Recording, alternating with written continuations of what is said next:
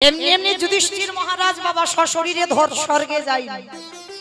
অর্জুন যেতে পারলো না, ভীম যেতে পারলো না, নকুল সহদেব যেতে পারলো না, দ্রৌপদী পঞ্চসতীর মধ্যে একজন সতী তিনিও যেতে পারলো না, কিন্তু যুধিষ্ঠির মহারাজ গেল। কেন?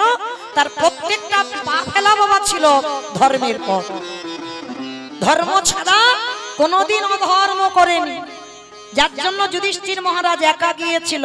তাহলে এই জায়গাতে ভালো করে অনুভব করতে হবে, সে যদি তোমার বয়সে গুরুজন হয়, সে যত বড় শত্রু হোক, সকালবেলা তুমি একটা শুভ কাজে যাচ্ছ, যদি গুরুজন সামনে পড়ে যায়, শত্রু হলেও তার পদধূলাটা তোমার নিতে হবে।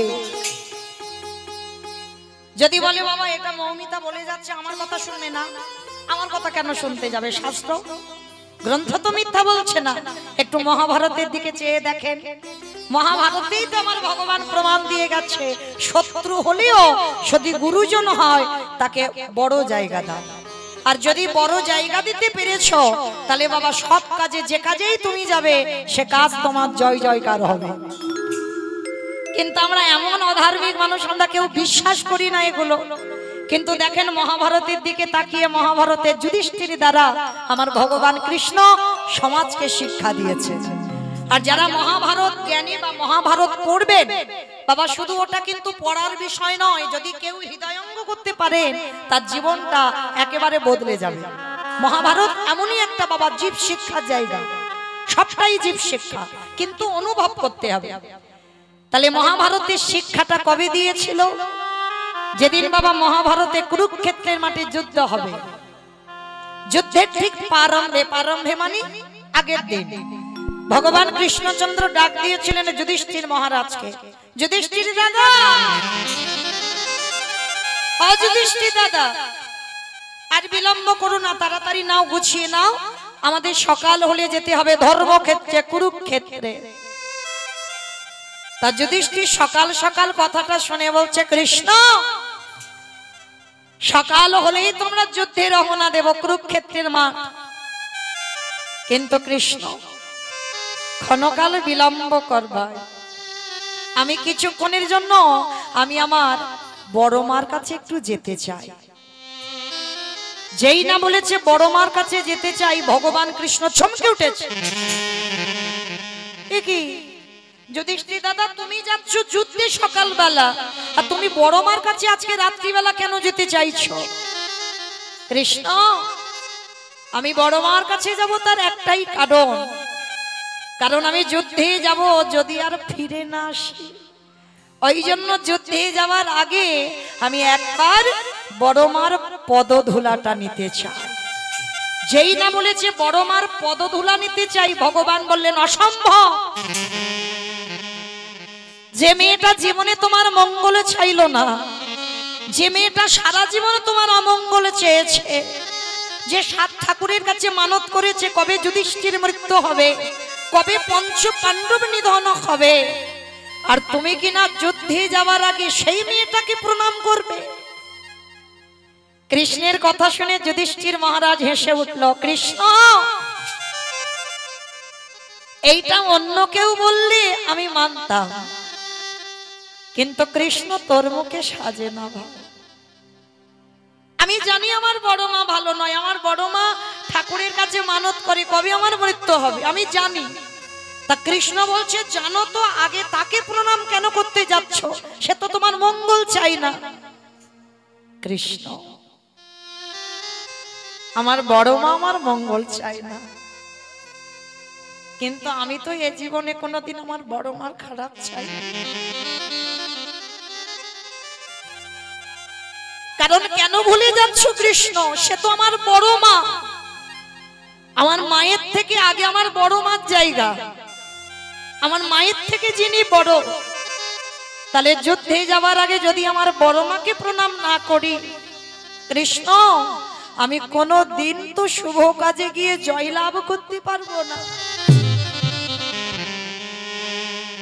ভগবান বলে উঠলেন, বেশ, তবে শোনো, যাচ্ছ যাও, তবে কিন্তু দেরি করবে না, কেমন? প্রণাম করেই তুমি চলে আসবে। যুধিষ্ঠির মহারাজ বলে উঠলেন, বেশ। তার যুধিষ্ঠির মহারাজ যেই না কৃষ্ণের কাছ থেকে আজ্ঞা নিয়ে আজকের বড় মাকে প্রণাম করতে যাচ্ছে। আর বড় মা তখন কোথায় জানো? রাতের অন্ধকারে জানালা দরজা সব বন্ধ করে, ভাবেন মায়েরা একটা ছেলের মা নয়, 100 ছেলের মা। সেই 100 ছেলের মা বসে বসে কাঁদছে আর বলছে, কৃষ্ণ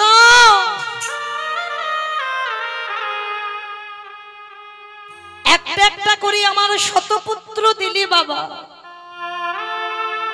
কিন্তু তার মধ্যে কি আমার একটা ছেলেকে তুই পারলি না কৃষ্ণ ভক্ত করতে? 99টা ছেলে খারাপ করে দিতে পারতিস, তুই তো পারতিস একটা ছেলেকে আমার ভালো করে দিতে, তাও তুই করলি না। বসে বসে মা কাঁদছে। কেন কাঁদছে গো? এ জগতে সন্তানের মঙ্গল হবে না অমঙ্গল হবে, সবার আগেই মার হৃদয়টা জানতে পারে যে আজ আমার ছেলের ভালো হবে না আজ আমার ছেলের মন্দ হবে। বুঝতে পেরে গেছে বাবা, আজকের আমার 100টা ছেলে সকালবেলা যুদ্ধে যাবে, ওরা কেউ আর ঘরে ফিরবে না। আর মা গান্ধারী কাঁদছে। আর সেই সময় যুধিষ্ঠির এসেছে, দরজা ধাক্কা দিয়ে ডাকছে, বড় মা। ভালো করে ভেবে দেখেন বাবা, যে বড় মা সব সময় ঠাকুরের কাছে কাঁদে কবে যুধিষ্ঠির মরবে, সেই যুধিষ্ঠির যুদ্ধে যাওয়ার আগে বড় মার কাছে যাচ্ছে। ও বড় মা। বড় মা কে? যুধিষ্ঠির কণ্ঠস্বর। তাড়াতাড়ি করে দরজাটা খুলে দেখে না যুধিষ্ঠির দরজায় দাঁড়িয়েছে। কি চাস? কি চাস? কেন এসেছিস সেখানে? চলে যা বাবা, একবার যদি আমার দুর্যোধন তোকে দেখে এক্ষুনি তোকে বধ করে দেবে, পালিয়ে যা। বড় মা, তোমার দুর্যোধন আমায় মারবে না। কেন জানো? এখন আমি তার দাদা আছি, এখন আমি তার শত্রু হইনি। কাল সকালে যখন যুদ্ধে নামবো, ভাইরা 100 জন আর আমার ভাইরা আমরা 5 জন যখন যুদ্ধক্ষেত্রে দাঁড়াবো, তখন আমরা শত্রু হব। কি চাস? কেন এসেছিস রাতের অন্ধকারে আমার কাছে? বড় মা, জীবনে তো তোমার কাছে কিচ্ছুটি চাইনি, আজ আমি তোমার কাছে একটা জিনিস চাইবো, তুমি দেবে। কি চাস? কি নিবি বলে রাতের অন্ধকারে এসেছিস না? আগে ত্রিসত্য করো, আমি চাইলে দেবে। আরে বাবা, আমার কাছে যদি থাকে তো দেব, আর যদি না থাকে আমি তোকে দেব কি করে? আছে, আছে বড় মা, তোমার কাছে আছে বলেই তো তোমার কাছে এসেছি। বেশ, যদি থাকে আমার কাছে আমি তোকে দেব, বল কি চাস? ওগো বড় মা,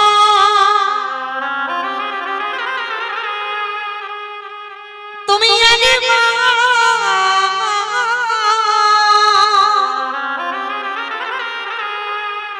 তুমি একবার আমার মাথায় হাত দিয়ে আশীর্বাদ করে দাও,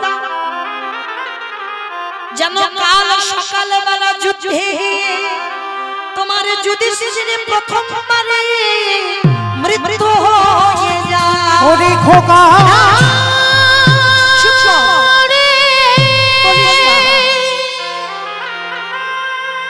তুই এমনই করি বলিস না,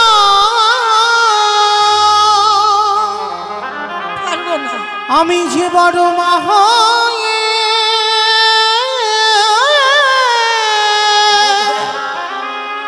সহিতে পারিব না। চমকে উঠল গান্ধারী, অসম্ভব। আমি মা হয়ে তোর মাথায় হাত দিয়ে বলবো যেন কাল যুদ্ধে তোর মৃত্যু হোক? খোকা, বড় মা, আজ কেন তুমি ভেঙে পড়ছো? বড় মা, তুমি তো প্রতিদিন ঠাকুরের কাছে কেঁদে কেঁদে বলো কবে আমার যুধিষ্ঠির মৃত্যু হবে, তাহলে আজকের কেন আমি নিজে থেকে চাইছি তুমি দিতে পারছো না?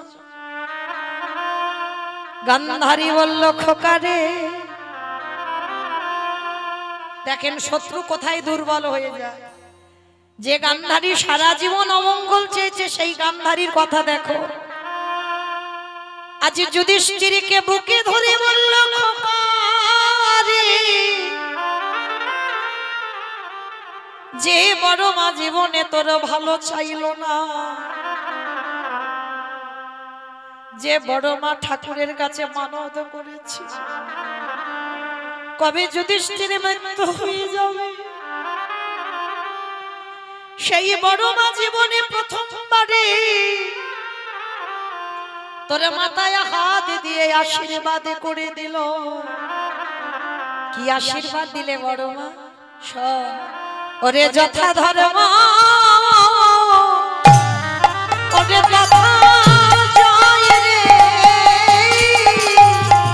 ওরে অধর্মের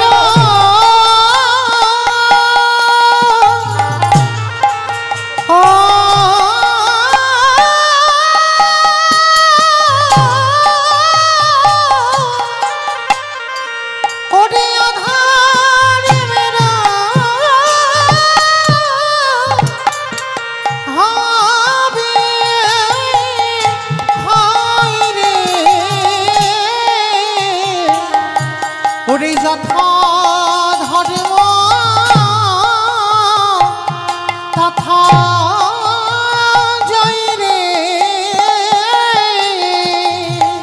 গান্ধারী বলল খোকা রে, এই বড় মা জীবনে তোর ভালো চাইনি, আজ জীবনে প্রথমবারে তোর মাথায় হাত রেখে বললাম, যে পক্ষে আমার কৃষ্ণ ওরে সে পক্ষের কি ওরে অপমৃত্যু হয় রে, যে পক্ষে আমার তাই গৌরব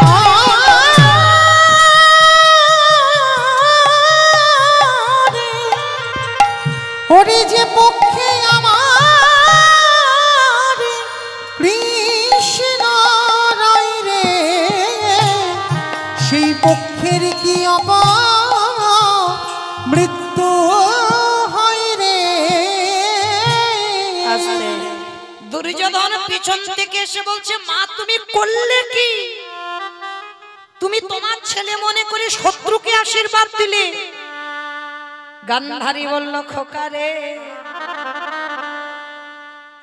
আমি জানি ওটা যুধিষ্ঠির এসেছে, কিন্তু মা তুমি ওকে কি আশীর্বাদ দিলে? বলে ঠিকই তো দিলাম, ওরে যাদের সাথে আমার কৃষ্ণ থাকে এই পৃথিবীতে তাদেরকে কোনোদিন পরাজিত করা যায় না, তাই আমি তোর মা হয়ে বারে বারে বারণ করলাম, ওই রক্তের খেলা তুই খেলিস না বাবা। কিন্তু তাতেও কি শোনে বাবা? দুর্যোধন অহংকারী ছেলে, আর অহংকারী যারা হয় কারোর কথাকে গুরুত্ব দেয় না, সে যেটা মনে করবে ঠিক। তার দুর্যোধন তেমনই একজন ব্যক্তি বাবা, কোনোদিন কারোর কথা শুনলো না। এমনকি জানো, যেদিন যুদ্ধে গেল নিজের বাবা মাকে প্রণাম পর্যন্ত করে গেল। কি গো, আর এরা পাঁচ ভাই, সব থেকে বড় শত্রু। যুদ্ধে যাওয়ার আগে বড় জ্যাঠামশাই আর বড় জেঠু জেঠিমাকে প্রণাম করে তবে গেছে। হ্যাঁ গো, এদের জয় হবে নাকি ওদের জয় হতে পারে? সে যে যতই হোক না কেন বাবা, কোনো শুভ কাজে যাবার সময় গুরুজনদের পদধূলা নিতে হবে। আজকের ভালো করে তাকিয়ে দেখেন, যাদের সঙ্গে কৃষ্ণ বর্তমান, কি প্রয়োজন ছিল গান্ধারীর পদধূলা নেবার? ভগবান যুধিষ্ঠির দ্বারা সমাজকে শিখিয়ে দিল মহাভারতে, ওরে কলির জীব ভালো করে তাকিয়ে দেয়, সব থেকে বড় শত্রু তার পায়ের ধুলা নিল, আর নিল বলে পঞ্চ পাণ্ডব জয়ী হয়ে ফিরে এলো। কিন্তু মনে রাখতে হবে মা একটা কথা, সংসার সুখের হয় পুরুষের গুণে। পুরুষের গুণে? ও মা হাসছো কেন? মানে কি ভুল বললো? ঠিক বলেছে? আমার ভুল বললো? হ্যাঁ, ও ভুল বললো। কি হবে জানো? রমণীর গুণে। বেশ, দেখেছো? এটা খনার বচন না, সংসার সুখের হয় রমণীর গুণে। কিন্তু এই যে এত বড়াই করে বলছো রমণীর গুণ, রমণীর গুণগুলো দেখাতে তো হবে। কি বাবা, একটা পরিবার, কৃষ্ণ ভক্তের পরিবার কিন্তু কোনো পুরুষ পারবে না, একটা নারী পারবে। নারী হচ্ছে সংসারের শক্তি, আর ঘরের নারী যদি ঠিক হয় সে সংসারটাকে বাবা কৃষ্ণ ভক্তের পরিবার হতেই হবে। আর নারী যদি বাবা নড়বড় করে বাবা, সে পরিবার জীবনে কোনোদিন কৃষ্ণ ভক্তের সংসার হবে। যদি বলো কেন, এই যে আমি কথাগুলো বলবো মা, একটু মন দিয়ে শুনবে কেমন। একটা নারী কি না করতে পারে, এই নারীকে বাবা কেউ দুর্বল মনে করো না। এরা লাগলে রাখতে পারে, মারলে মারতে পারে। নারী সাধনার, নারী ভজনের, নারী আরাধনার। নারী শুধু ভোগের সম্পদ নয়। কেউ যদি মনে করে বাবা নারী ভোগের, ও তার কাছে ভোগের সম্পদ হয়, কিন্তু নারী সাধনা করতে হয়, নারী ভজন করতে হয়। করেছিল বাবা, দেখেন চণ্ডী ঠাকুর রামীর চরণ ভজন করে পেয়ে গেল গোবিন্দ চরণ। বিল্লমঙ্গল করেছিল বাবা চিন্তামণি, একজন পতিতা নারীর চরণ সেবা। বাবা শ্রাদ্ধে বসেছে, সে চিন্তামণি ছাড়া কিছু জানে না। কেন? চিন্তামণির চরণে আত্ম নিবেদন করে দিয়েছিল, আর সেই চিন্তামণির চরণ সেবা করে গোবিন্দ চরণ পেয়েছে। ভালো করে ভাবেন, তারা যদি সত্যি খারাপ মানুষ হবে, তবে বাবা ওদের প্রেম তো আর এই সমাজের প্রেম নয়। কি গো, সমাজের প্রেম যদি হতো বাবা, তাহলে ভগবান কত আর ধরাই নামবে, তাই না? এদের প্রেমটা আমার রাধা গোবিন্দের প্রেম। যেমন আত্রেন্দ্রিয় প্রীতিবাঞ্ছা তারি বলে কাম, কৃষ্ণেন্দ্রিয় প্রীতিবাঞ্ছা ধরে প্রেমও না। যদি নিজেদের জন্য ভালোবাসা হয়, নিজেদের সুখের জন্য ভালোবাসা হয়, সে ভালোবাসা বাবা কোনোদিন চিরস্থায়ী হয় না। কিন্তু যদি কৃষ্ণের সুখের জন্য প্রেম হয়, কৃষ্ণ ভালো থাকবে তার জন্য যদি ভালোবাসা হয়, সেটা চিরস্থায়ী থাকে। তাই এদের প্রেমটা ছিল তেমন, যার জন্য তো বাবা এরা গোবিন্দ চরণ পেয়ে গেল। দেখেন বাবা, জয়দেব গোস্বামী মা পদ্মাবতীর চরণ সেবা করে পেয়ে গেল গোবিন্দ চরণ। তাহলে ভুরি ভুরি প্রমাণ আছে। তাহলে নারী যদি ঠিক ঠিক সাধনা করা যায়, ওই নারীর চরণ সেবা করে পাওয়া যায় গোবিন্দ চরণ। একটা কথা বলবো মা, একটু মন দিয়ে শুনবে কেমন। একটা নারী কি করতে পারে, যে নারীটার নাম ছিল বাবা শক্তুবাই। এই শক্তুমা ছোটবেলা থেকে বাবা ভক্ত পরিবারে জন্ম নিয়েছিল। হরিবল। ভক্ত পরিবার মানে গর্ভে থাকা থেকে বাবা প্রসাদ ভোজি। অমাইরা প্রসাদ ভোজি মানে বোঝো তো, ভগবানকে দিয়ে নিবেদন করে প্রসাদ পায়, যা কিছু করবে। কি গো মা, ভগবানকে দিয়ে খাচ্ছ তো, কৈফিয়ত দিতে হবে। জগতে গেলি, খেলি, ঘুমলি আর চলে এলি, আর কোনো কর্ম করলি না। আর যাবার সময় তো খুব বলে গেলি, ঠাকুর জগতে পাঠাও, আমি কৃষ্ণ দাস হব। আর এসে হলাম কি সবার মায়ার দাস। মানে ওটা উল্টে গেছে। কিন্তু মায়েরা ভালো করে দেখে নাও, এই যে শক্তুমা মার গর্ভে থাকাকালীন বাবা প্রসাদ সেবা করে। আর যে সন্তান গর্ভ থেকে প্রসাদ পায়, সে সন্তান তো বাবা ভক্ত পরিবারে জন্ম নিয়েছে, ছোটবেলা থেকে ভক্ত, সাধু সঙ্গ, গুরুচরণ আশ্রয়, সর্বদাই মানে সারা দিনটা ভগবানকে নিয়ে কাটতো।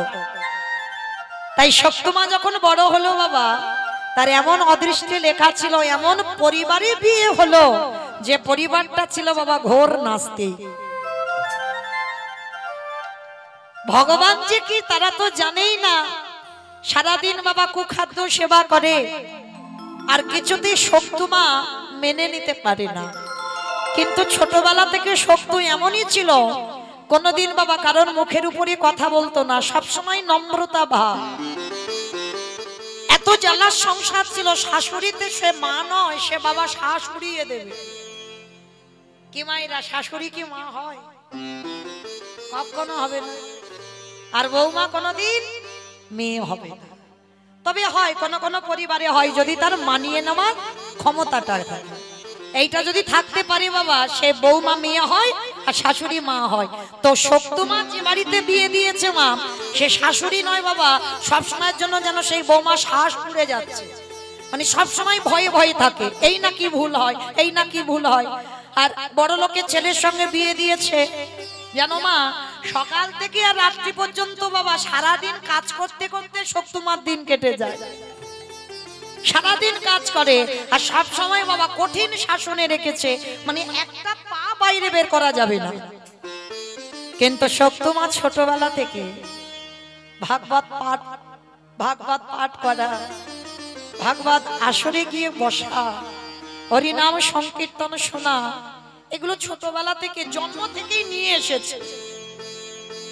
কিন্তু একদিনের জন্য বাপের বাড়ি বাবা কোনো কৈফিয়ত করেনি যে মা তুমি এমন ঘরে দিলে যে ঘরটায় একজনও কেউ ভক্ত নেই। কৃষ্ণ কথা বললেই বাবা তাদের রাগ, ভগবানের খেতে দেওয়া তো দূরের কথা, ছোট্ট ছোট্ট থালা, ছোট্ট ছোট্ট গ্লাস, গুনে গুনে দুটো নকুল দানা দেবে। সে সকালবেলা দেবে, সারা দিন সারা রাত পড়ে থাকবে, সে সকালবেলা আবার উঠবে, মানে এই রকম পরিবার। তো এইবার শক্তমা একদিন সকাল সকাল মা বাসন মাজতে বসেছে, আর রাস্তা দিয়ে কয়েকজন বৈষ্ণব মিলে বাবা বলতে বলতে যাচ্ছে, শোনো প্রত্যেকটা গ্রামের লোকেদের বলছে তোমরা যদি কেউ যেতে চাও কালকে থেকে আমাদের এই গ্রামে অমুক জায়গায় ভাগবত পাঠ হবে 1 সপ্তাহ। যদি কেউ যাবার ইচ্ছা থাকে তো যেতে পারো, ওখানে প্রসাদের ব্যবস্থা আছে, সারা রাত ব্যাপী ভাগবত হবে 1 সপ্তাহ।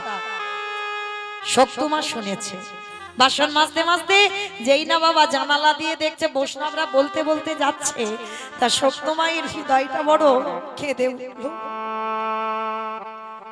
অনেকদিন হয়ে গেল আমি ভাগবত পাঠে যাই, অনেকদিন হয়ে গেল সাধুগুরু বৈষ্ণব সঙ্গ করিনি, যাই আজকের একবার আমি মাকে বলবো যে মা তুমি আমার অনুমতি দাও, আমি একটু ওই ভাগবত পাঠ শুনতে যাব। তো সত্যমা কি করেছে, সকাল সকাল সব কাজ সেরে নিয়েছে, কোনো কাজ আর শাশুড়ি বলতে পারবে না, এটা হলো না কেন, ওটা হলো না কেন, মানে কিছু বলতে পারবে না। তাড়াতাড়ি কাজগুলো সেরে নিয়ে শাশুড়ির কাছে মাথায় ঘোমটাটা দিয়ে গলায় কাপড়টা দিয়ে বলছে করজোর করে, মা ও মা একটা কথা বলবো।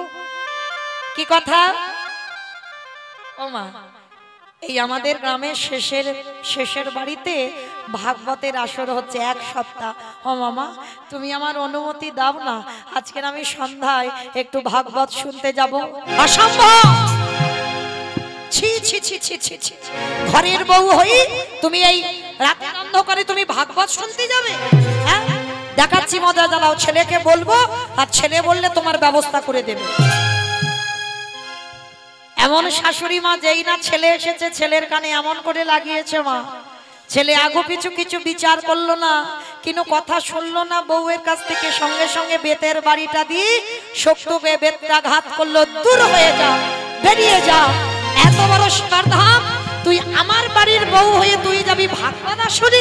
হ্যাঁ এত মারা মেরেছে বাবা, শাশুড়ি আর স্বামী দুজনে মিলে মেরেছে, সর্বাঙ্গ থেকে বেত্রাঘাতের এত রক্ত ঝরে ঝরে পড়ছে। তবু একটা দিন বাপের বাড়িতে জানাইনি বাবা, কোনো কৈফিয়ত নয়, সর্বদাই ভগবানের চরণে জানায় আর বলে গিরিধর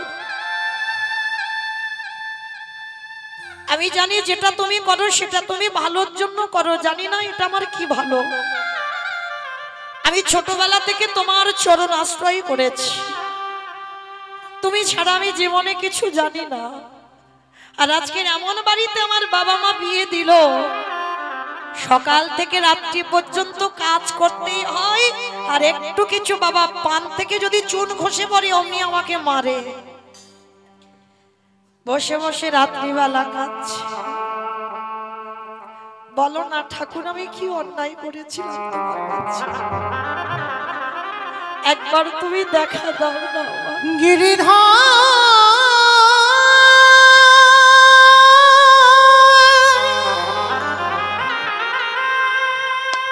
একেবারে দেখা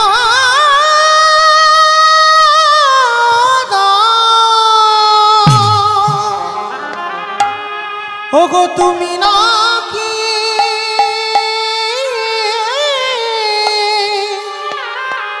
ভক্তি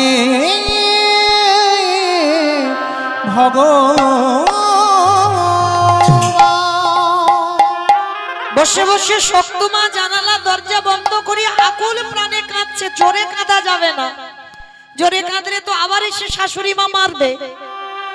ঘুমরে ঘুমরে কাঁদছে, আরে কি আমারে ভগবান থাকিতে পারে, ভক্ত যদি একবার কাঁদা প্রাণী ডাকি, আমারে ভগবান রাতের অন্ধকারে ওই শাশুড়ি মারে রূপ ধারণ করে দরজায় এসে ধাক্কা দিচ্ছে, বৌমা ছমছম উঠেছে সব। তার মানে কি আমি কাঁদছি শুনতে পেয়েছি, আবার আমাকে মারবে। সব সময় মেয়েটা ভয়ে ভয়ে থাকে, মাথায় ঘোমটা দিয়ে যেই না দরজাটা খুলে দিয়েছি,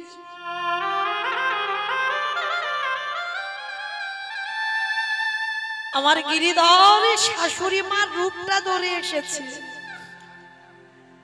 শক্তিমার মাথায় হাতটা যেই না দিয়েছে, মা যত জ্বালা ছিল সব একসঙ্গে জুড়িয়ে গেছে। পরশমণির পরশে যেমন লোহা সোনা কয়,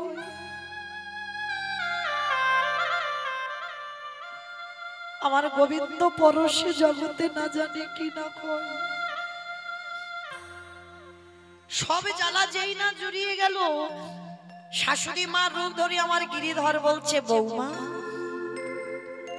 আমি আমার ছেলে দুজনে মিলে তোমায় মেরেছি, ব্যথা লেগেছে।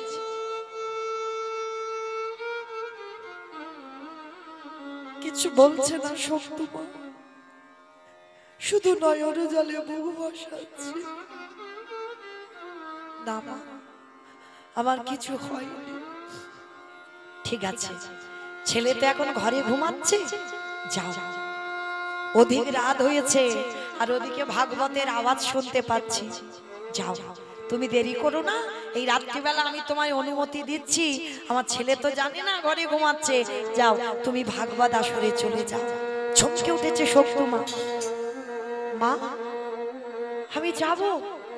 হ্যাঁ আমি তো অনুমতি দিচ্ছি, তুমি যাও। আরে হ্যাঁ বৌমা শোনো, ফেরার সময় আমার জন্য ওই ভাগবত শুনে একটু প্রসাদী নিয়ে আসবে, কেমন? ধরে ধরতে পারলো না, চিনে চিনতে পারলো না কে এসেছে। যখনই চিনতে পারলো না, ভগবান তো অনুমতি দিয়েছে শাশুড়ির বেশ ধরে। শক্তিমা জানে না, আর শক্তিমা তাড়াতাড়ি করে শাশুড়ি মার কাছ থেকে অনুমতি নিয়ে শাশুড়ি ঘরের দরজা বন্ধ করে ঘুমাচ্ছে রাত্রিবেলা। আর এ কি করেছে, রাতের অন্ধকারে ভগবান যেই না শাশুড়ি হয়ে অনুমতি দিয়েছে, ভগবান নিজেই দরজা খুলে দিয়েছে। আর দরজা খুলে দিতেই শক্তিমা ছুটতে ছুটতে একেবারে ভাগবত আসরে গিয়ে বসেছে। সারা রাত ধরে ভাগবত কীর্তনে বিভোর, সারা রাত নাচ গান ভক্ত সঙ্গ সাধু সঙ্গ সব করেছে। আর সবার সঙ্গে পড়ে সারা রাত কেটে গেল। ওদিকে আমার ভগবান মন্দিরে বসে বসে ভাবছে, এ তো সকাল করে দিল, শাশুড়ি মা যদি জেগে যায়, স্বামী যদি জেগে যায়, এখনো এঁঠো বাসন পড়ে আছে, বাসি জামা কাপড় পড়ে আছে, শাশুড়ি মা রেখে দিয়েছে। আবার ইচ্ছা করে ঘর বাড়ি নোংরা করে রাখবে যাতে বৌমা সারাদিন কাজ করে। ভগবান মনে মনে ভাবছে, মেয়েটা সারা রাত জেগে আসছে, ওর যে বড় কষ্ট হবে। যাই, গীতায় একটা শ্লোক আছে না বাবা, অনন্য চিন্তায়ন্ত মাং যেজন পর্যবস্মতি তেষ্যানিত্যাভিযুক্ত নাম যোগক্ষেম বহম। ভক্তের যদি খাওয়া না হয়, ভগবান নিজে সবজির বোঝা মাথায় করে নিয়ে ভক্তের বাড়িতে এসে খাইয়ে দিয়ে যায়। যোগক্ষেম বহম, ভক্তের বোঝা আমার ভগবান নিজে মাথায় করে বয়ে বেড়ায়। তো আজকের ভগবান কি করেছে, শক্তিমার হয়ে নিজের হাতে সেই এঁঠো বাসনগুলো নিয়ে যে ভগবান নিজে মাজছে।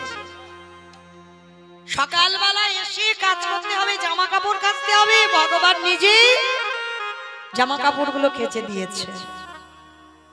সকাল হলে এক্ষুনি তো ঘর বসতে হবে, আগে থেকে ভগবান সামনে রেডি করে দিয়েছে, বিছানা ঘর বাড়ি পরিষ্কার করে দিয়েছি, আর শক্তমাকে এসে কোনো কাজ করতে হবে না। আর এদিকে সকাল হয়ে গেছে, শাশুড়ি দেখেছে বাসন পড়ে আছে, শাশুড়ি দেখছে পড়ে আছে, কিন্তু ভগবান তো করে রেখে দিয়েছে। শক্তমা তো এসে দেখবে সব কিছু রেডি হয়ে আছে। এবার সকাল হয়ে গেছে, সকাল হতে ভাগবত শেষ হয়েছে, শক্তমা ছুটতে ছুটতে আসছে, আর এসে যেই না দাঁড়িয়েছে বাবা, শাশুড়ি মা বেতের বাড়ি নিয়ে দরজার ধারে দাঁড়িয়ে আছে। আর শক্তমা তো জানে না, ও জানে শাশুড়ির অনুমতি নিয়ে গেছে, কিন্তু ওটা যে গিরিধর ছিল সেটা তো বুঝতে পারেনি শক্তমা। এইবার দরজার ধারে যেই না শাশুড়ি বেতের বাড়ি নিয়ে দাঁড়িয়ে আছে, আর এসে শক্তমা তাড়াতাড়ি করে মাকে আগে প্রণাম করে বলছে, মা বাবা জানো আজকের আমি সারা রাত খুব নেচেছি, গেয়েছি, কত ভক্ত ছিল, কত সাধু সঙ্গ করেছি, কত সুন্দর ভাগবত পাঠ করেছে। মা তুমি বলেছিলে না প্রসাদ আনতে, এই নাও তোমার জন্য প্রসাদ এনেছি। ছি ছি ছি ছি ছি ছি, সারা রাত তার মানে তুই বাইরে ছিলি? এত বড় সাহস, তুই আমার আদেশ অমান্য করে, আমার আদেশ ছাড়া তুই বাইরে পা দিয়েছিস? চমকে উঠলো শক্তমা। মা এটা আপনি কি বলছেন? আমি তো আপনার অনুমতি নিয়ে গেলাম, আমি তো যেতে চাইনি, আপনি তো রাত্রিবেলা গিয়ে আমাকে বললেন যা, আমি ছেলেকে বলবো না। কি বললি? এত বড় মিথ্যা কথা, এত বড় মিথ্যাবাদী! আমি ঘরে ঘুমাচ্ছিলাম আর তুই আমার নামে বদনাম দিচ্ছিস। ছেলেকে ডেকেছে, আবার ছেলে মা দুজনে মিলে শত্রুকে বেত্রাঘাত করছে। শত্রুমাকে দূর হয়ে যা, বেরিয়ে যা, গিরিধর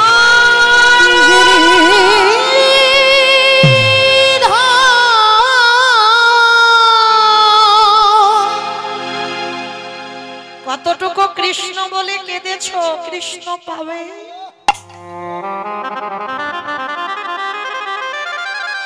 ভগবান পেতে গেলে বাবা আগে কাঁদতে শিখতে হবে।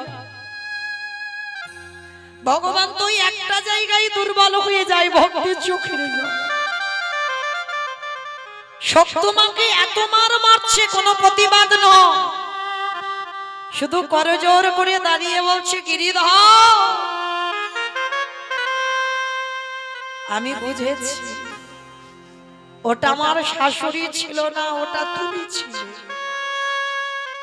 ও সকালবেলা মার খাইয়ে হয়নি, ওই জন্য আবার ফিরে পরের দিন সকালবেলা মার খাওয়া।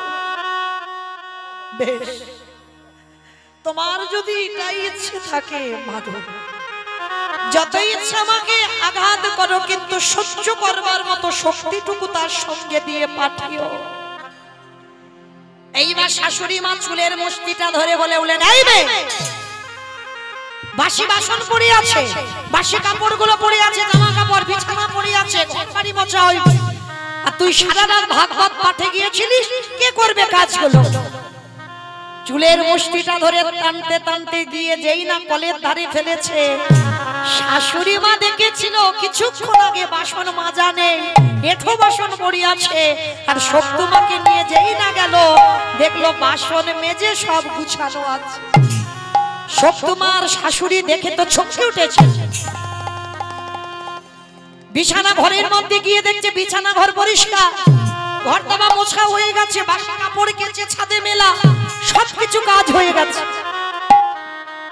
শাশুড়ি মা অবাক হয়ে গেল, কে করলো কাজগুলো?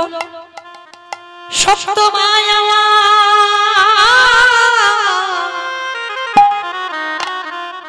নয়ন জলে কাঁদিয়ারে বলে,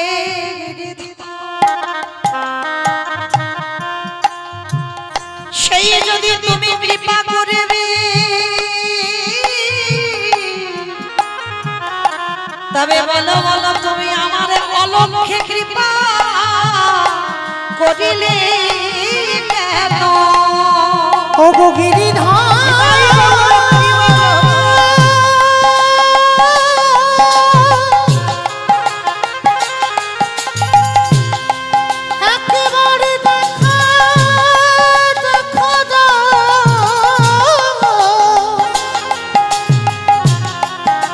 ও গো গিরিধর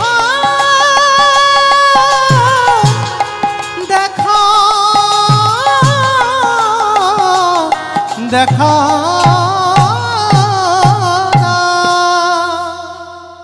যেই না বাবা গিরিধর গিরিধর বলে কাঁদছে, শক্তমা বলে উঠলেন গিরিধর তোমার ইচ্ছাই তো জগৎ চলে।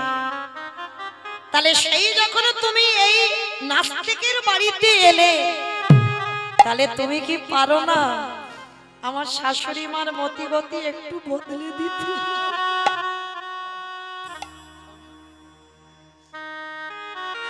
তুমি কি পারো না আমার স্বামীকে চিরজনমের মতো তোমার চরণের দাস করে দিতে? বলো না, তোমার ইচ্ছাতে যদি সব হয় তুমি কেন পারো না? সবার মাঝখানে ধরে শাশুড়ি মা যখন কাঁদছে আর শক্তমা বারে বারে বলছে দেখা দাও দেখা দাও দেখা দাও। ভগবান জানে সব নয়নে দেখা যায় না। দন্তস্ববা সব মানে সর্বস্ব, তালেবের সমা সব মানে মরা। এখানে যারা দাঁড়িয়ে আছো বসে আছো কীর্তনীয় সম্প্রদায়, এগুলো তালেবের সভা সব মানে মরা। এ মরা চোখে কোনোদিন ভগবানকে দেখা যায় না। তাহলে কি করব?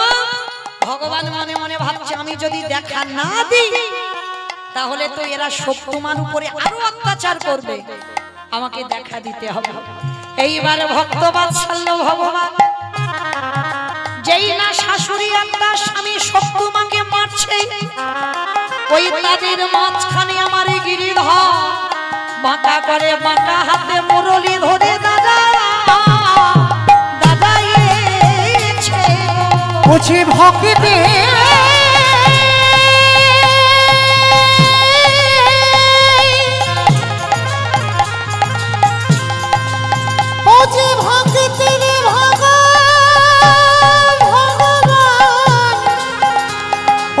ভক্ত ছাড়া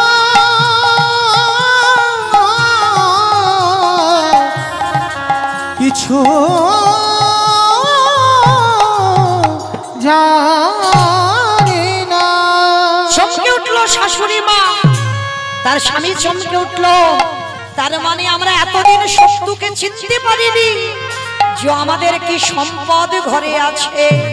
সবাই মিলে আমার গিরিধরের চরণে লুটিয়ে পড়ল আর ভগবানের কৃপায় শক্তমার আশীর্বাদ দেওয়া স্বরূপ তার স্বামীকে ভক্ত করে দিল আর তার শাশুড়ি মাকে চিরজনমের মতো ভগবানের চরণের দাস করে দিল।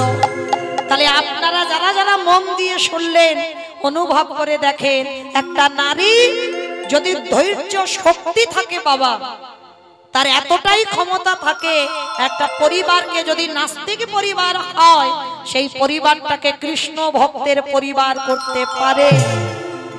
কারণ মনে রাখতে হবে ভগবান তো কারোর একার সম্পদ নয় মা। আমি যদি বলি আমি কীর্তনিয়া, ভগবান শুধু আমার একার না, ভগবান চোরের হয়, ভগবান সাধুর হয়, ভগবান কারোর একার নয়। যদি বলো তার প্রমাণ আছে, মহাভারতের দিকে একটু তাকান। যখন সঞ্জয় বাবা, আপনারা জানেন এগুলো আমার বলতে হবে না, শুধু একটু মনে করায়। সঞ্জয় যখন দিব্য নয়নে দেখেছিল বাবা দুর্যোধনের উরুভঙ্গ হচ্ছে, দুঃশাসনের বক্ষ চিরে রক্ত পান করছে ভীম, আর একটা একটা করে কথা সঞ্জয় অন্ধ ধৃতরাষ্ট্রের কাছে বর্ণনা করছে। কারণ অন্ধ ধৃতরাষ্ট্র তো আর কুরুক্ষেত্রের যুদ্ধ দেখতে যাবে না, অন্ধ। আর কখন কি ঘটনা ঘটছে সঞ্জয় দেখে দেখে অন্ধ ধৃতরাষ্ট্রকে বলছে। আচ্ছা বলো তো বাবা, কোন অন্ধ পিতা যদি সে কানে শোনে ভীমের গদার আঘাতে দুর্যোধনের উরুভঙ্গ হলো, কোন অন্ধ পিতা যদি শোনে ভীম তার একটা ছেলের বক্ষ চিরে রক্ত পান করছে, কোন বাবা যদি শোনে সেই বাবার পরিণতিটা কি হয়? অন্ধ ধৃতরাষ্ট্র বাবা হৃদয়টা যেন কেঁপে কেঁপে উঠছে। আর যখন একটা একটা করে ছেলের মৃত্যু খবর কানে আসছে ধৃতরাষ্ট্রে, মনে মনে সংকল্প করেছিল ধৃতরাষ্ট্র যে যদি একবার ভীমকে আমি আমার কাছে পাই, ওই ভীমকে আমি আমার নিজের হাতে হত্যা করব। প্রতিজ্ঞা। আর যেই না প্রতিজ্ঞা করেছে মনে মনে, প্রকাশ্যে নয়, আর প্রতিজ্ঞাটা করে বাবা বিদুরকে ডাক দিয়েছে, বিদুর, বিদুর যাও তুমি একবার ভীমকে আমার কাছে ডেকে পাঠাও তো দেখি। অন্ধ ধৃতরাষ্ট্র বিদুরকে খবরটা দিয়েছে। আর বিদুর যেই না পঞ্চ পাণ্ডবকে বাবা খবরটা দিল, পঞ্চ পাণ্ডব ছুটতে ছুটতে যেই না জ্যাঠামশাই খবর দিয়েছে, আর অন্য কোনো চিন্তা ভাবনা অন্য কোনো কাজ নয়, ছুটে এসেছে জ্যাঠামশাইয়ের কাছে। আর এসেই বাবা প্রথমেই যুধিষ্ঠির প্রণাম করেছে। প্রণাম করতে অন্ধ ধৃতরাষ্ট্র যুধিষ্ঠির সর্বগায়ে হাত বুলিয়ে দেখছে, বাবা যুধিষ্ঠির ওটা ভীম নয়। অন্ধ ধৃতরাষ্ট্র বলে উঠলেন, যুধিষ্ঠির আমি তো তোমাকে আসতে বলিনি, আমি আমার ভীমকে ডেকেছি, ভীমকে আমার কাছে পাঠাও। আর যেই না বলেছে ভীমকে পাঠাও, তো পাশে দাঁড়িয়ে ছিল বাবা ভীম, সবে একটা পা তুলেছে জ্যাঠামশাইয়ের কাছে যাবে। আর যেই না পা তুলেছে ভগবান ভীমকে নিয়ে আবার ঠেলা দিয়ে সরিয়ে দিয়ে বাবা একটা ভীম দাঁড় করিয়েছে ধৃতরাষ্ট্রের সামনে। এইবার মজার ব্যাপারটা দেখো। আর যেই না ভীমকে দাঁড় কালালো, ধৃতরাষ্ট্র এমন করে খোকা বলে বুকে জড়িয়ে ধরেছে, বাবা ধুলোর মতো গুঁড়ো হয়ে গেছে। অন্ধ ধৃতরাষ্ট্রের শরীরে বাবা একটু আদ্রু বল নয়, হাজার হাতির বল, হাজার হাজার হাতির বল আছে ধৃতরাষ্ট্রের শরীরে বাবা। যদি চোখ দুটো থাকতো, কিন্তু ওই যে চোখ দুটো কেড়ে নিয়েছে, বল দিয়েছে, বল দিলে কি হবে, চোখ নেই তো। আর অন্ধ ব্যক্তি বাবা কি করতে পারে, কিছু করতে পারবে, পারবে না তো। কিন্তু যখনই ভীমকে এত রাগ হয়েছে ধৃতরাষ্ট্রে, বুকে চেপে ধরে বাবা ভীমকে ধুলোর মতো গুঁড়ো করে দিয়েছে। আর যেই না ভীম ধুলোর মতো গুঁড়ো হয়ে গেছে, এইবার অন্ধ ধৃতরাষ্ট্র কেঁদে উঠলো। কেন কেঁদে উঠলো বাবা? দেখবেন কোন কোন ব্যক্তি আছে বাবা রাগের মাথায় অনেক ভুল কাজ করে ফেলে। ওই জন্য সবাইকে বলবো, যে কোনো কর্ম করবে বাবা কর্মের আগে 10 বার ভাববে, 10 বার ভাবার পর তারপরেই একটা কাজ করবো। হঠকারিতা হঠাৎ করে একটা কাজ করবো না, 10 বার তাকে সুযোগ দাও, 10 বার তাকে ক্ষমা করো, ক্ষমা করার পরে তারপরে তুমি একটা সিদ্ধান্ত নাও। তো অন্ধ ধৃতরাষ্ট্র বাবা যেই না বুকে চেপে ধরে, হঠাৎ করে তো রাগ হয়ে গেছে, মানে ভীমের গলার আঘাতে দুর্যোধনের ভঙ্গ হয়েছে, ভীম দুঃশাসনের মেরেছে, আর সেই পুত্র শোকের দাবানল জ্বলছে ধৃতরাষ্ট্রের শরীরে। আর একেবারে এমন করে চেপে দিয়েছে ভীম ধুলো হয়ে গেছে। আর যেই ভীম মরে গেছে বাবা, অমনি ধৃতরাষ্ট্র কেঁদে উঠলো। আর ভগবান বাবা যেন জেনেও না জানার ভান করছে, জ্যাঠামশাইয়ের কাছে এসে মাথায় হাত দিয়ে বলছে, ও জেঠু কি হলো, কাঁদছো কেন? ওরে কৃষ্ণ রে, আমি ভুল করলাম, আমি অন্যায় করলাম, তুই আমায় ক্ষমা করে দে বাবা। বিশ্বাস কর, আমি ভীমকে মারতে চাইনি, রাগের মাথায় যখন শুনলাম আমার ছেলেদের ওই মেরেছে, রাগের মাথায় আমি রাগ সামলাতে পারিনি, রাগের মাথায় ওকে চেপে ধরে মেরে দিয়েছি। ওরে কৃষ্ণ রে, আমি অপরাধী, অপরাধী, আমি পিতা সম হয়ে পুত্রকে নিজের হাতে হত্যা করলাম, তুই আমায় ক্ষমা করে দে। ভগবান দাঁড়িয়ে দাঁড়িয়ে খিলখিল করে হাসছে। ধৃতরাষ্ট্র বলছে, কৃষ্ণ তুই হাসছিস? বলে, জেঠু যদি কোনো ব্যক্তি অপরাধ করে, যদি পরক্ষণে সে নিজে নিজে অনুতপ্ত হয়, যে কর্মটা করলাম ঠিক নয়, যে কাজটা করলাম আমি ভুল করেছি, যদি বাবা নিজে অনুতপ্ত হও, ভগবানের কাছে জানাও, ঠাকুর আমার ভুল হয়েছে কাজটা করে, আর এটা যদি তোমার মধ্যে থাকে, ভগবান বলছে তাকে পাপী বলে গণ্য করা হবে না, সে যত অন্যায় করুক ক্ষমা করে দেওয়া হবে। তা ধৃতরাষ্ট্র তো অন্যায় করেছে, করে বাবা নিজে অনুতপ্ত, আর ভগবান হাসছে আর বলছে, ও জেঠু, জেঠু গো তুমি তো ভীমকে মারোনি। বলে, না কৃষ্ণ, আমি ওকে বুকে চেপে ধরে মেরে দিয়েছি। বলে, অত সোজা নয়, ওগো জ্যাঠামশাই, এই জগতের সংসার মাঝি যে একবার কৃষ্ণ চরণ আঁকড়ে ধরে জেঠু এই পৃথিবীতে কেউ তাদের নিধন করতে পারে না। জেঠু আমি বলছি তো তুমি ভীমকে মারোনি না কৃষ্ণ, আমি নিজের হাতে ওকে হত্যা করেছি, আমি বুকে চেপে ধরে ওকে ধুলো করে দিয়েছি। বলে অত সোজা জেঠু? তুমি বোধহয় জানো না এই বিশ্ব ব্রহ্মাণ্ডে যা যা কিছু ঘটে আমার চিত্রপটে। তুমি জানো না জেঠু কার মনের ভিতরে যে কি চলছে তুমি জানো না, কিন্তু আমার চোখে কি ধুলো দেওয়া যায়? কি গো মাইরা, এই যে আমি কীর্তন গাইছি আপনারা মনে করছেন আমি সবাইকে দেখতে পাচ্ছি? সম্ভব? আমার দুটো চোখ নিয়ে আমি সবাইকে দেখতে পারবো? এদিকে তাকালে ওদিকে দেখা যাবে না, ওদিকে তাকালে এদিকে দেখা যাবে না, তাহলে আমার চোখে ধুলো দেওয়া যায়। কিন্তু যে ছেলেটা বাঁকা করে, বাঁকা হাতে কালো শশী, কি গো কে কীর্তন শুনছে কে শুনছে না, কে গল্প করছে আবার কে বসে বসে মানে সে সন্ধ্যেবেলাও ঘুমায়, মানে ঘুমিয়ে ঢলে ঢলে পড়ে যাচ্ছে, আমি দেখতে পাচ্ছি না, কিন্তু ওই ছেলেটার চোখে কি ধুলো দেওয়া যাবে? খাতা কলমে হিসাব করে সময় মতো বাড়িতে পৌঁছে দেবে। তাহলে ভালো করে চিন্তা করে দেখেন, ভগবান বলছে ও জেঠু আমি তো জানি যখনই সঞ্জয় বলছে তুমি মনে মনে কি ভেবেছো ওটা আমার চিত্রপটে লেখা হয়ে গেছে। ও জেঠু তুমি তো ভীমকে মারো নাই, কৃষ্ণ আমি তাহলে কাকে মারলাম? বলে জেঠু আমি জানি তুমি সংকল্প করেছো তুমি ভীমকে চেপে ধরে মারবে, আর তখনই তো আমি আগে থেকে ঘরের মধ্যে একটা ভীম রেডি করে রেখেছিলাম, লোহার ভীম। ও জেঠু তুমি যাকে বুকে চেপে ধরে মেরেছো ওটা আসল ভীম নয়, ওটা লোহার ভীম। কৃষ্ণ তুই কি বলছিস? বলে না দেখবে ভীমকে দেখাবো, কই দেখা, এইবার আসল ভীমকে দাঁড় করিয়েছে। এবার তো আর রাগ নেই ক্রোধ নেই, সে তো জানে ধৃতরাষ্ট্র আমার ছেলেগুলো ভালো নয়, ওদের পতন হবে, কারণ গান্ধারীর আশীর্বাদ দেওয়া আছে ধর্মের জয় হবে অধর্মের ক্ষয় হবে। অন্ধ ধৃতরাষ্ট্র রাগের মাথায় করে ফেলেছে, এইবারে ভীমের মাথায় কাঁদে বুলাইয়ে কাঁদে আরে বলি খোকারে পারিস যদি আমায় ক্ষমা করিস বাবা। জেঠু তুমি আমার পিতার সমান, আমরা যে পাঁচজনে তোমাকে পিতার জায়গায় রেখেছি, তুমি ক্ষমা চাইবে। সেই অন্ধ ধৃতরাষ্ট্র একটা নয় দুটো নয় 100 সন্তান নিধন। শেষে অন্ধ ধৃতরাষ্ট্রকে কে খেতে দিত জানো? যুধিষ্ঠির।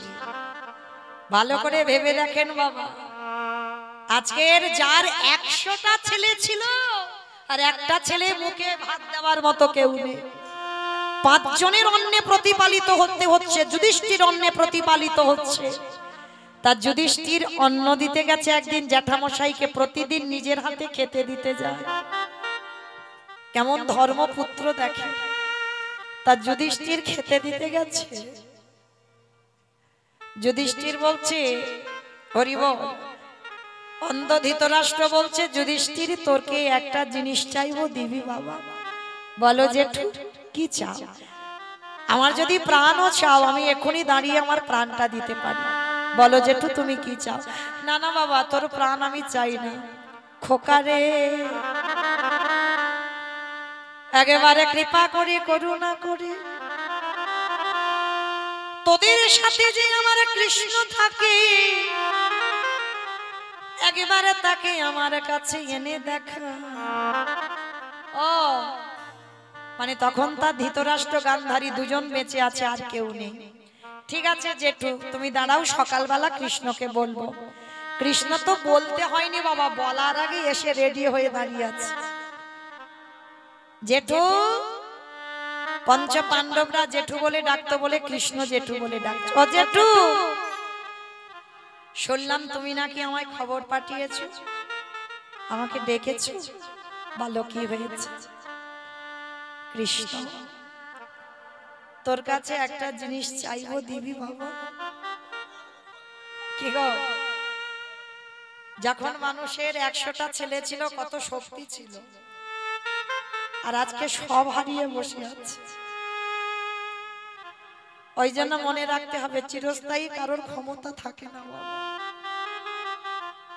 একদিন ধুলার সঙ্গে মিশতে হবে।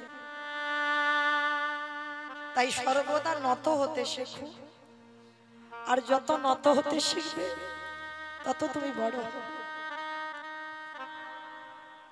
অন্ধ ধৃতরাষ্ট্র তো চোখে দেখতে পাই না, কৃষ্ণকে তো কোনোদিনই দেখেনি চোখে।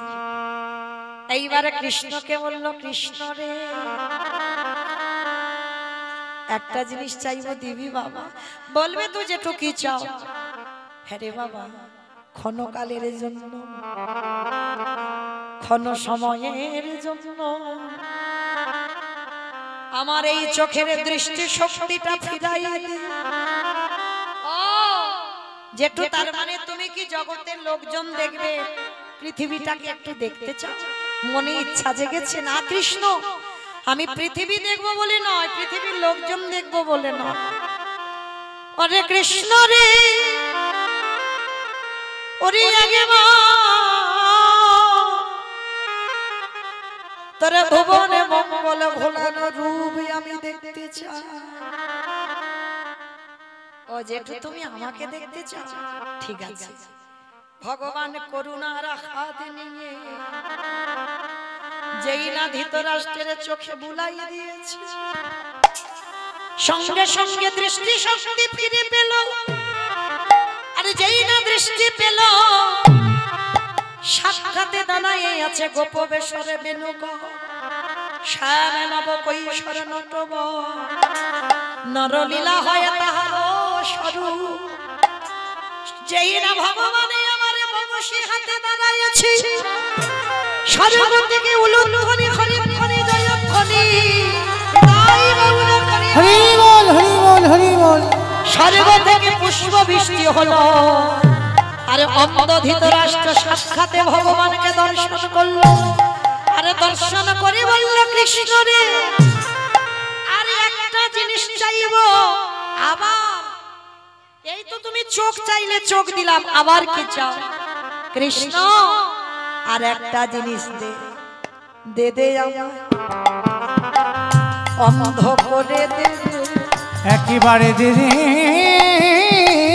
আমায় অন্ধ করে দে রে। ওরে যে নয়নে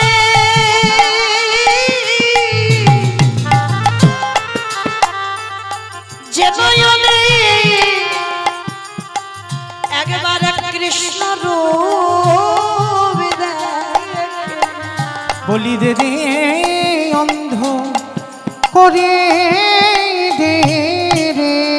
অজেটু সবে তো তুমি চোখ নিলে, আবার বলছো অন্ধ হবে কেন? কৃষ্ণ রে এই পাবে নয়নে যদি কেউ একবার কৃষ্ণ রূপ দেখে ফেলে, এই জগতে তাকে আর কিছু দেখতে ভালো লাগে না। এই পাব নয়নে একবার গোবিন্দ যদি দর্শন হয়, এই জগতে আর তাকে কিছু দেখতে হয় না। তাই কৃষ্ণ রে আমি আজ থেকে যখন তোর রূপ দেখলাম, আমি বনবাসে চলে যাব। যতদিন দেখে প্রাণ থাকবে, ওরে কৃষ্ণ রে আমি তোর চরণ দুখানা হৃদয়ে ধরে, আমি শেষের দিনে পর্যন্ত তোর নামে যেন আমি গাইতে পারি। আমি আর তো কিছু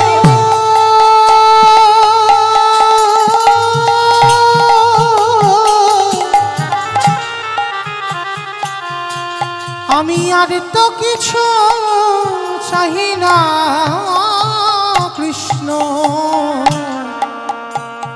সারা জীবনে তোরে নাম যেন গাহিতে পারি। ভগবান বললেন, জ্যাঠামশাই আমি সবার দরজায় দাঁড়িয়ে আছি, সবার দরজায় আমি দাঁড়িয়ে আছি, শুধু ডাকার অপেক্ষা। সবাই তোমায় ভালোবাসে ভালোবাসে ভালোবাসে এটা বলে, কিন্তু সবাই তোমায় সময় থাকতে ডাকে না। তাই সবার কাছে আমি বলবো, ভগবানের কাছে প্রার্থনা করবে, তুমি আপনা হতে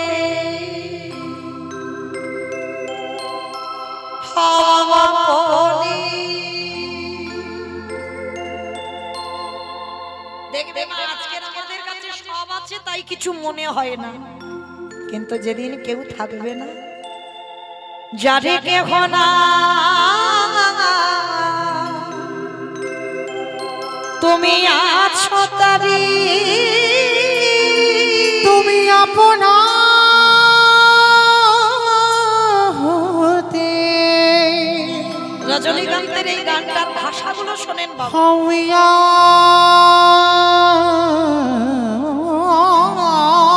আপনার যেদিন আমার কেউ থাকবে না, যারে কেহ নাই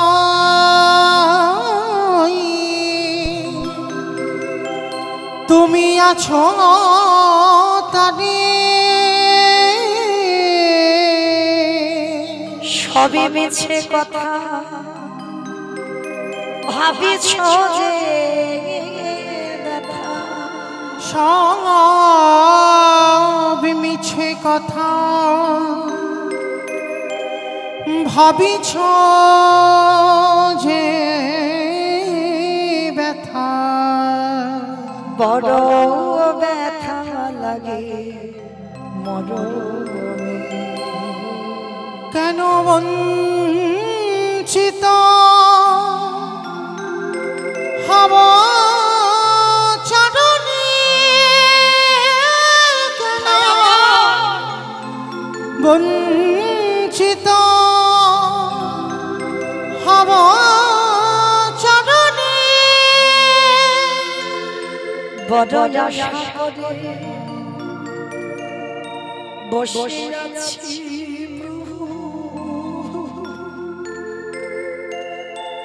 জীবনে না হয় মরণে। আমি বড়ই আশা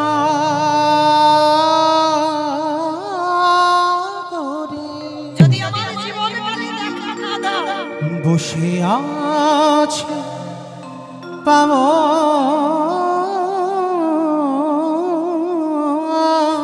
দয়াময় জীবনী না হয় মরণে, কেন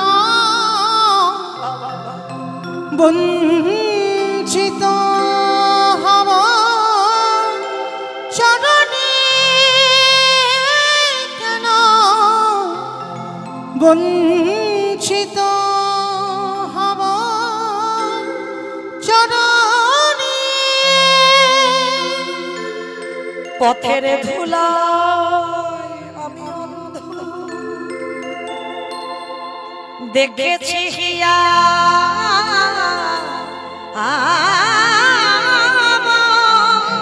হয়ে পথের ধুলায়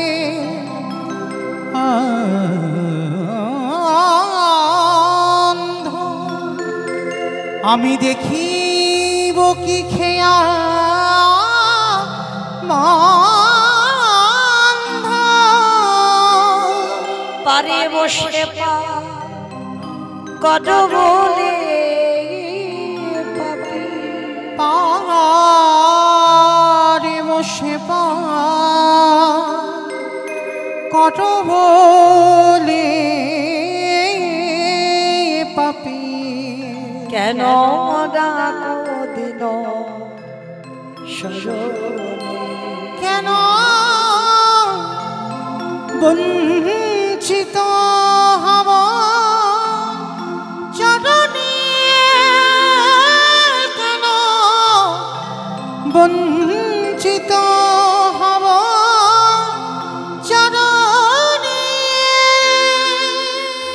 তাহলে ভগবানের কাছে প্রার্থনা করতে হবে, দয়াময় তোমার জন্য আমি বসে আছি, যদি জীবনকালে না আসো অন্তত পিতামহ ভীষ্মের মতো সরসজ্জার সময় অন্তত একবার এসো।